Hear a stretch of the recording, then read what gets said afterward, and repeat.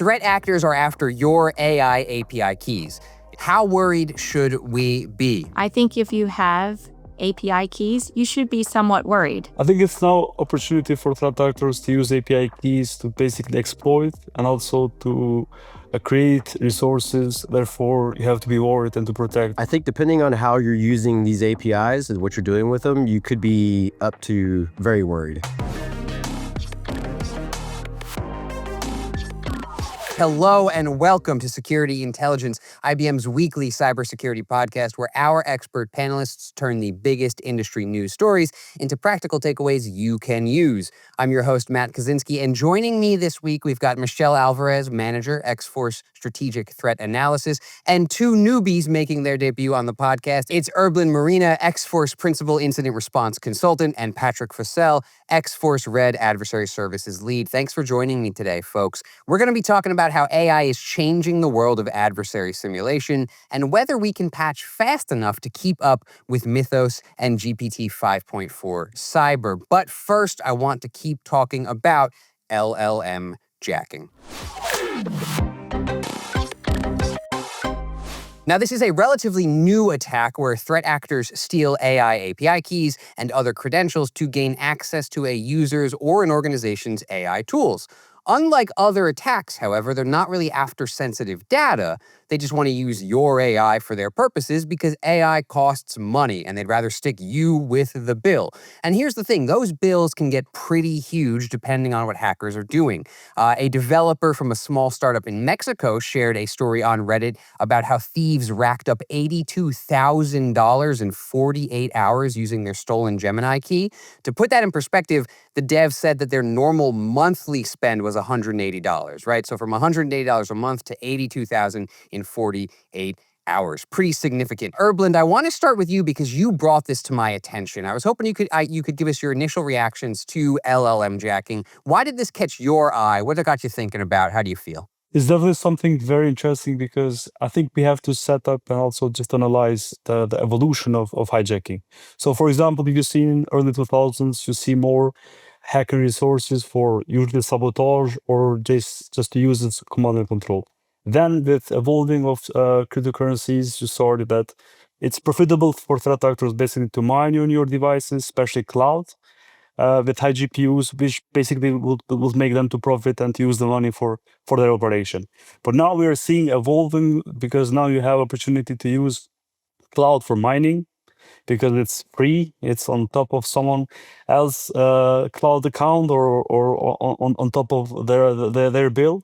And now it's opportunity to make money, but in the same time as well to use the API to basically to do R&D, to do research, to build weapons. So I would say it's evolution, and you see threat actors are actually winning because they are building and they are meeting their objectives that are planning.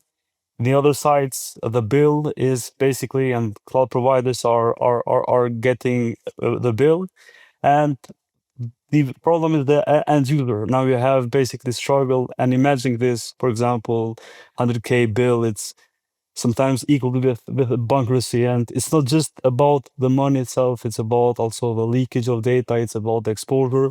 But in the blast radius is catastrophic in this case. Therefore, it's something that I think we have to be more worried, and we have to make sure that we are getting the direction to raise this topic in community and to start to talk about more in even though there are some discussion, there are some minor techniques, but it's really a type of attack with blast radius catastrophic, which in the end of the day has to be more considered and to take it more serious. Absolutely. And I like that you point out that this is not just kind of a way for them to get in there and stick you with a big bill. It's also a way for people with less than good intentions to get access to some of these tools that they wouldn't otherwise have, right? Like we've seen recently that the frontier labs are really trying to lock down who can get access to their tools.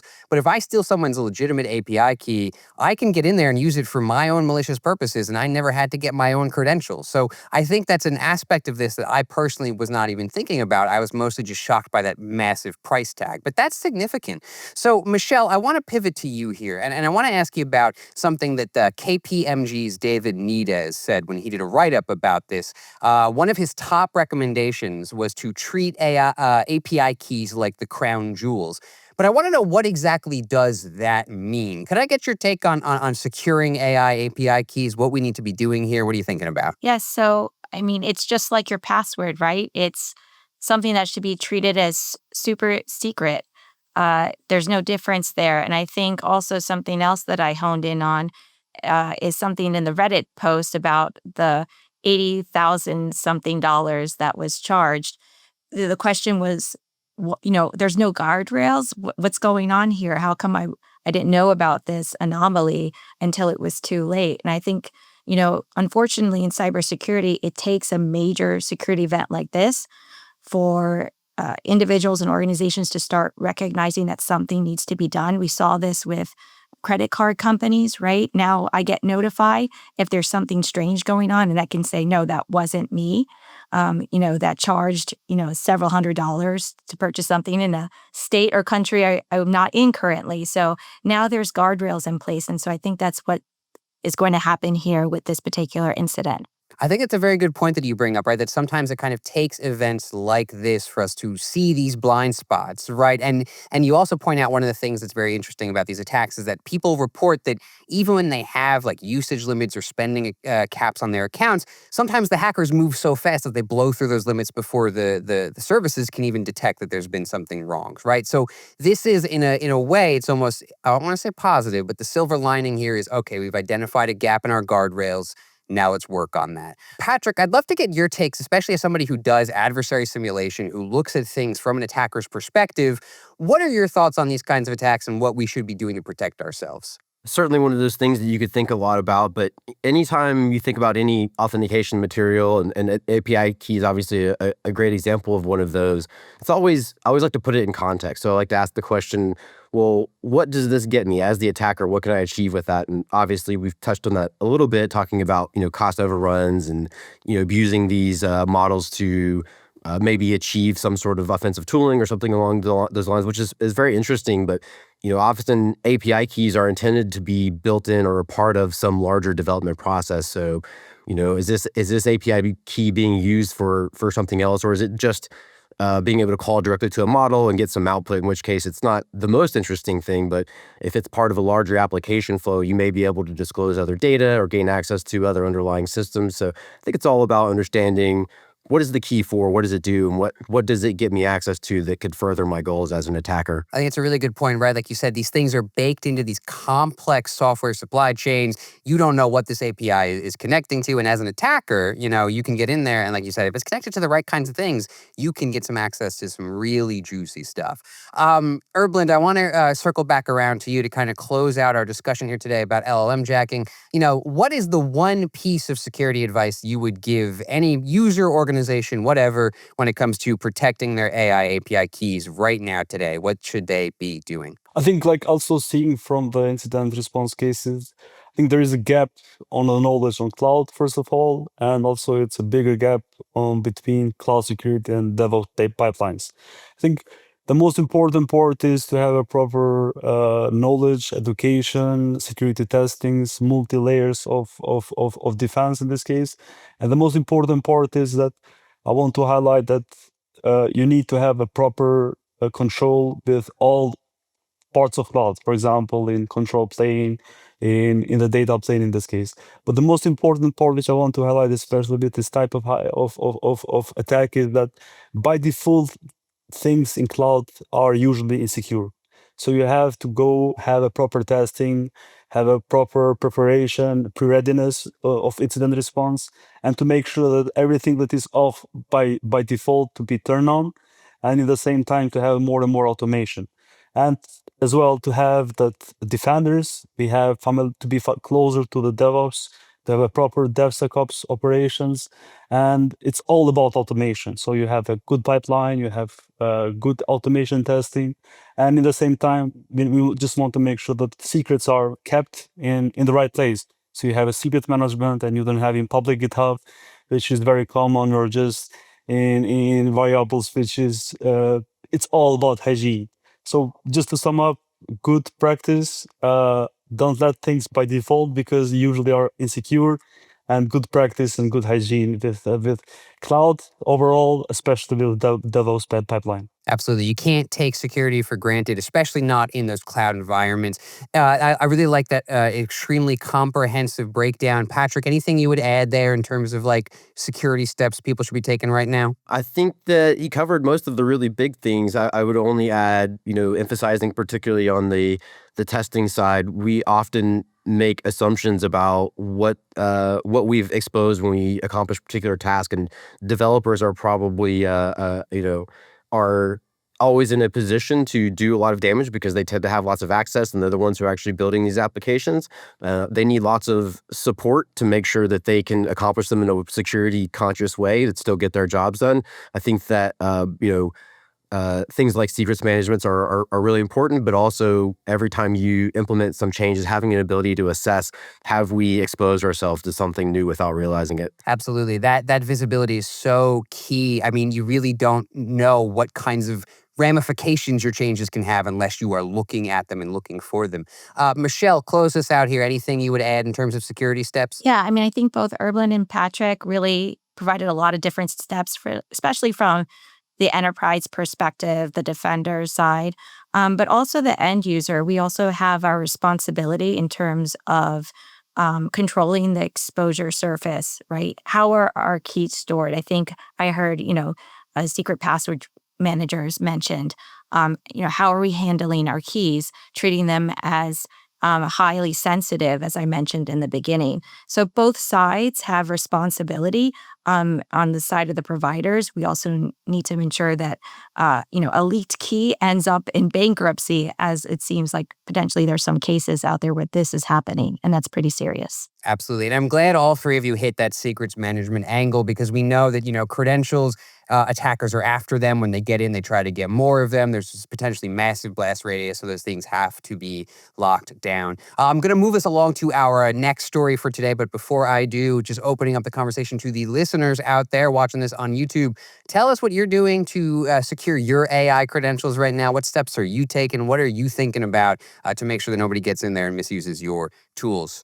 Moving along, though, we're talking about adversary simulation in the age of AI. Now, Patrick Fussell is on the panel today, and he's also the author of this piece we are discussing, published on IBM Think and titled "The Adversary Didn't Wait, Neither Should You." Now, I don't want to put words in your mouth, Patrick, but the gist here that I took away was that threat actors are using AI to amplify the speed and intensity of their attacks, which means our adversary simulations and offensive security research should reflect this new reality. At the same time, the human is still a crucial part of that loop. So tell me, in your words, what were you arguing here? What's the message of this piece? Tell us what you're thinking about. Sure. Matt, I think you nailed the big point, but what really inspired me to start thinking about this a little bit more was I don't think that Mythos is news to anybody. Everybody was talking about Project Glasswing over the past couple of months. It's obviously a very big thing in the security world. But what was so interesting to me was that a lot of this conversation was around things that I felt like was missing the larger point. And so, the initial Glasswing posts from Anthropic focused very heavily on this idea of discovering vulnerabilities. So, analyzing code and understanding that there might be a problem with it, which is super important. And I'm glad that it's one of the things that we're looking at, but that's not exactly or not the only thing that an attacker is going to do because they probably don't have access to all of your source code. Hopefully that they don't. They're thinking about how could I use a model to effectively make me more effective as an attacker, like things like getting access. And so what are all the phases of things that they're going to do where they bring AI to bear? And while Mythos is an important conversation point, I'm actually glad that it's shined a light on this concept. It's something that, my team and I have actually been thinking about for, 6 or 8 months, not just since Mythos. This isn't brand new, right? Models have been around for a while now. Absolutely. And can you elaborate a bit on the importance of having a framework, right? One of the things that comes up in your piece is this X-frame idea. Could you tell us a little bit about what that is, why it's important to have that kind of guidelines when you're doing this work? What can you tell us? Sure. It's obviously one of those things that has a ton of moving parts. But the thing I would always start with when we talk about this is if you're running a company and let's say you're the CTO, would you let AI run rampant on your network and do whatever it wanted?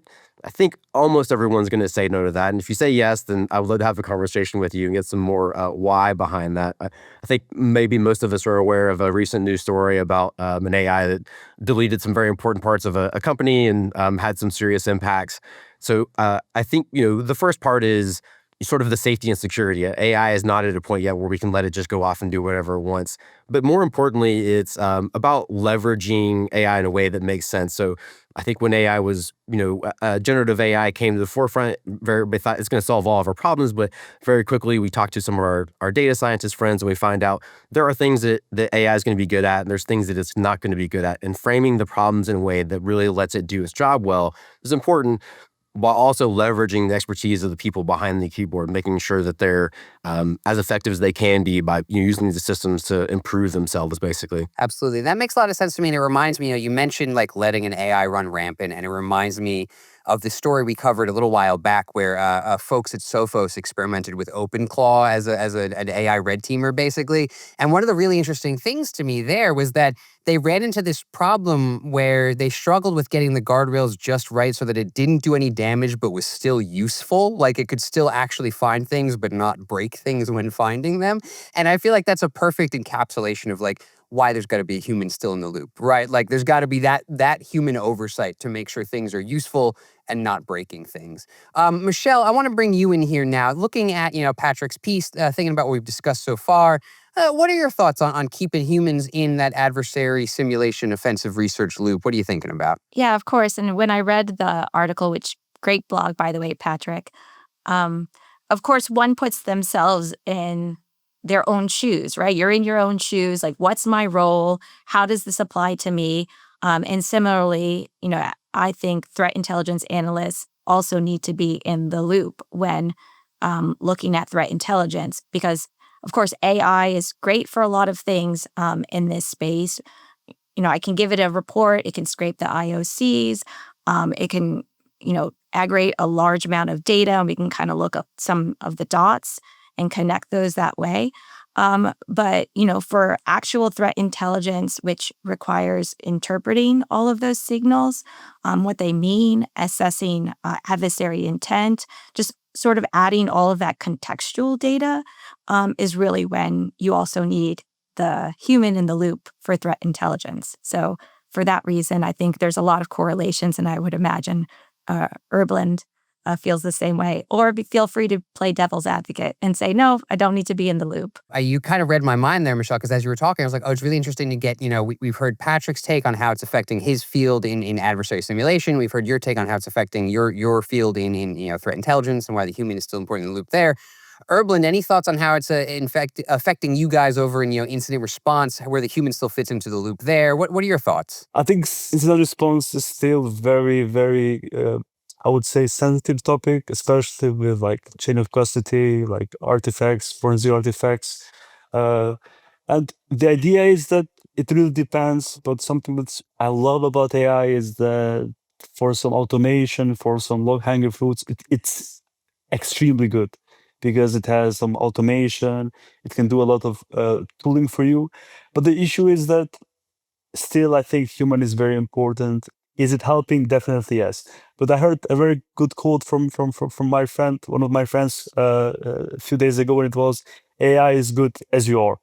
So it's also really depends who is behind the AI, who is building the detection, who is responding with AI. So I think if it's not properly in the right framework, if it's not basically guided by the proper incident responder in this case, or SOC team or incident manager, I think it's very difficult to have basically a right step of incident response in this case, but in the same times to be the human in the loop, which is knowing what the AI is looking for. So just to summarize, I would say that for low-hanging fruits, for automation, for giving you the direction where it's going, or for example, for decoding, decryption, or just helping you, it's extremely good.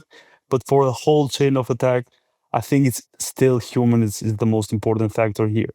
And again, I see a lot of potential. It's helping a lot, but again, it's in response also about the chain of custody. It's about the uh, for example, a lot of other points which I think we need to be very careful when implementing, especially in the sensitive cases. Absolutely. There's two things there I want to highlight. The first is this quote about AI is only as good as you are. I really like that, and it reminds me of what is kind of becoming the show's like unofficial motto, which is something that Dave McGinnis said months and months and months ago, and now I bring it up like once an episode, which is AI agents are the most helpful insider threats we've ever had, right? And I feel like it is such a perfect encapsulation of where we're at with these things.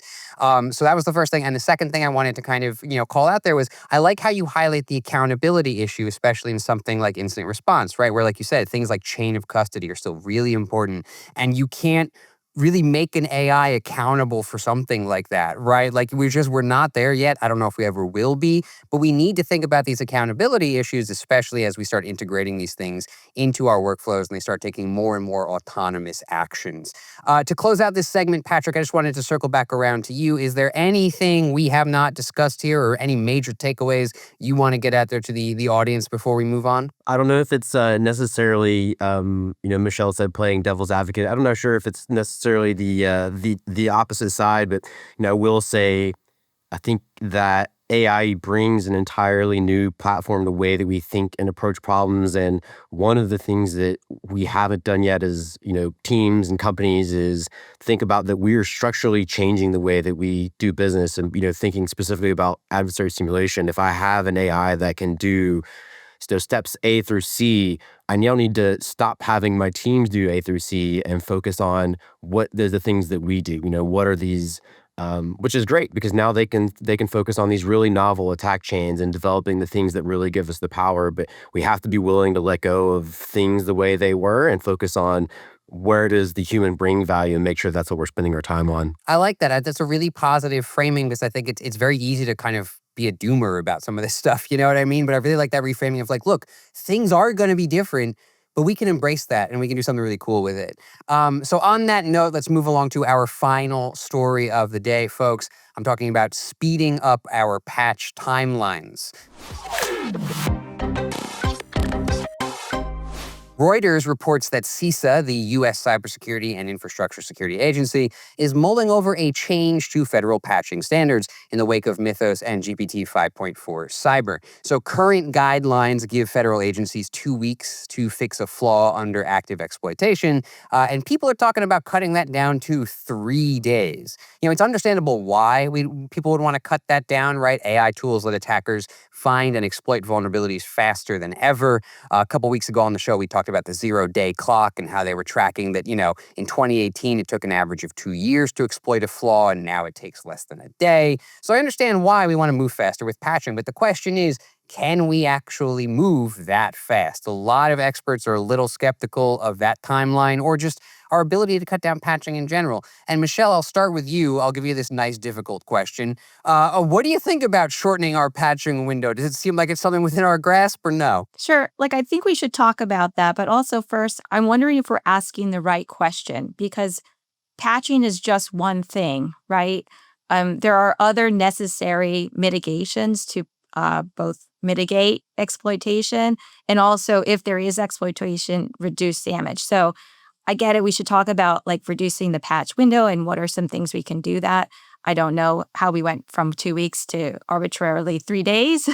Maybe there's some ways to sort of incrementally bring that down to a shorter patch window.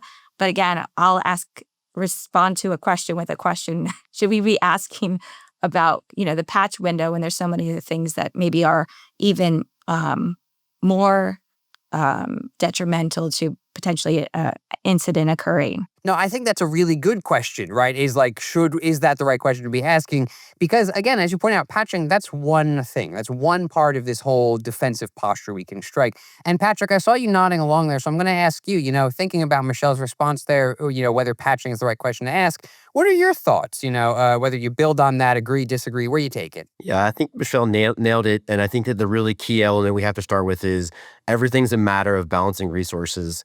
And the way that I always frame this when we're working with clients is our goal as people stopping hackers is to raise the cost of what it takes to affect a breach. So they spend so much money getting the breach done that now that they've got a negative return on their investment, if we can raise that cost high enough, they'll go away and do something else, right?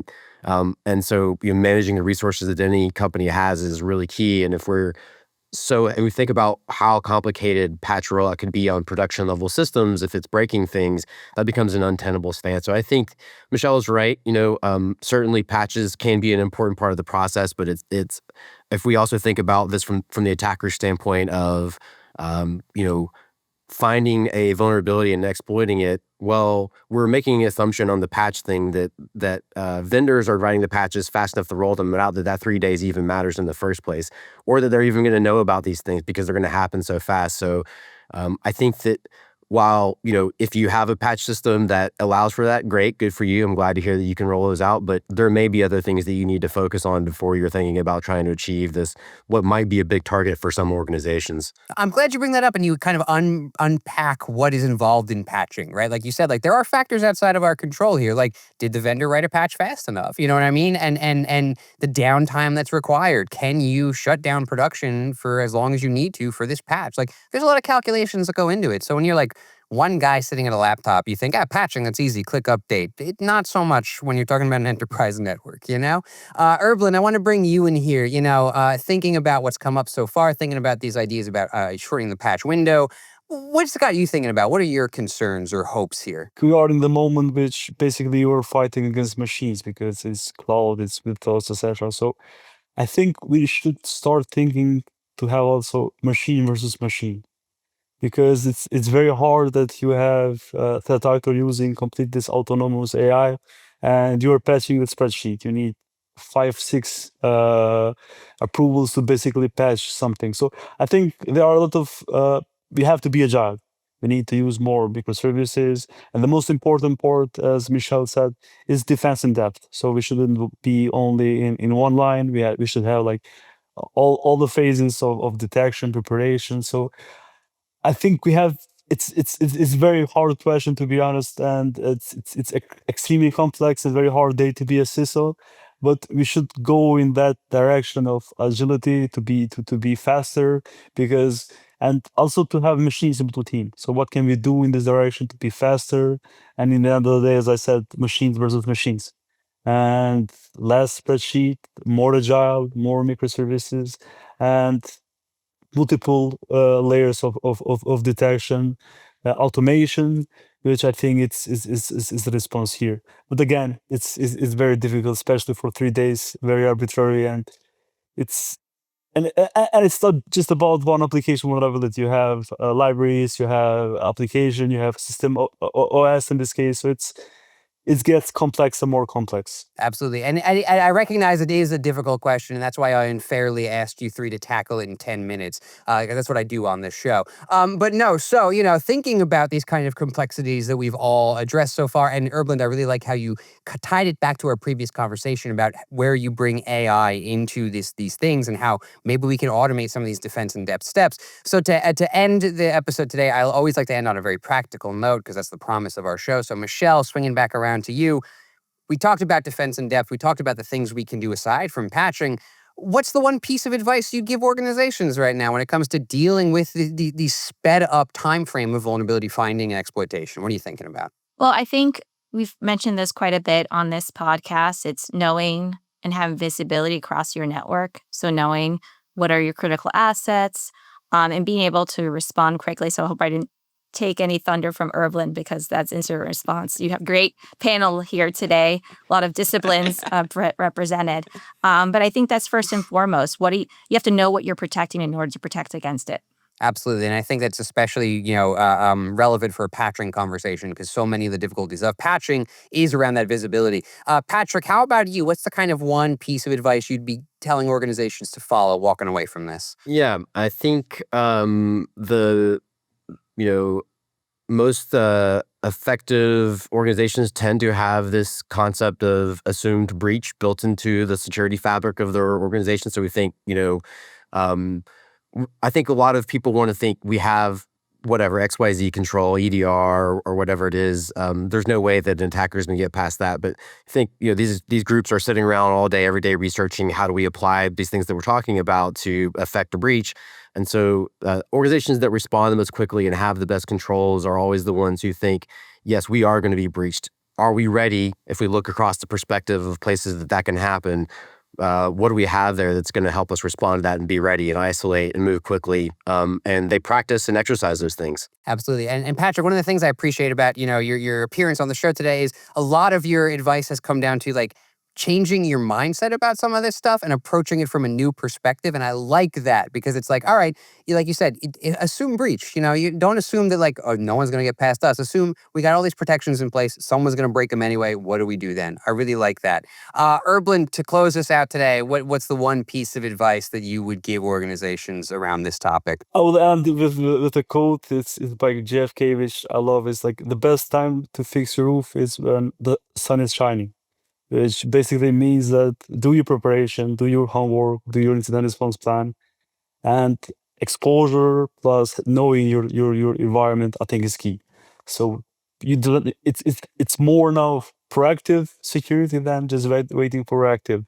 Like I have an IR now, I have to fix my roof. No, preparation, preparation, preparation. Absolutely. I love that. Preparation, preparation, preparation. That does it for this episode. I want to thank our panelists, Michelle and Patrick and Erblin. Thank you to the viewers and the listeners. Thank you to our producers. Subscribe to Security Intelligence wherever podcasts are found so that you never miss an episode. Stay safe out there and lock up your API keys.